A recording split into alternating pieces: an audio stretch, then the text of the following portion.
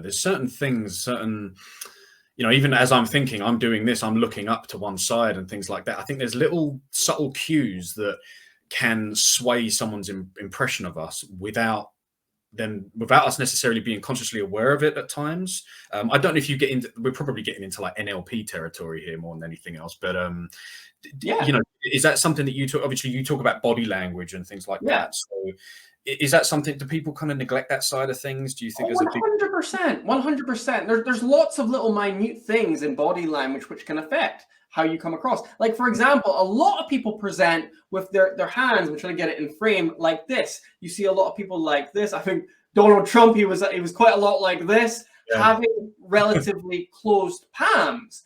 And that actually hinders you to an extent, because you feel a lot better when I open my palms like this and my gestures are more open, because that kind of goes back to times when we were hunters and gatherers, and the most dangerous thing for other human beings, for us, was other people using their fists for violence, right? So that's why the closed fist that could conceal a weapon, it could be a threatening symbol, became something which our subconscious tries to avoid, becomes really aware of, and becomes uncomfortable around. So having closed hands will subconsciously, potentially, make your audience uncomfortable. That's why we always encourage people to have open palm gestures to suggest that you mean no harm, right? When someone puts their hand up in court, what is it suggesting?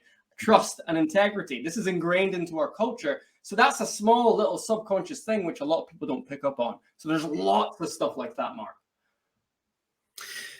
Am I right in thinking, though, that you can also use closed gestures to emphasize a point? So, for example, I've seen it where people, that the palms together, things like that, it can, you know, you'll probably know this far better than I do, but I know that there are ways of doing that to emphasize things. Is that something you get into at all?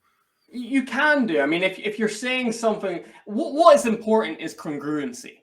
Whatever you're saying, your hands, your body, your expression has to be congruent with that. So if I'm saying something forceful, maybe, yes, I will make a fist, right? But if I'm talking about something nice and I've got my hands closed in some way, it just doesn't quite make sense. So it's all about making sure there's congruency. The reality is you can do anything on stage as long as it's congruent and it works. Anything can be done well if you work at it. It's just about knowing what bad habits people have. And the reality is, the majority of the time, it's better to have open palms than closed.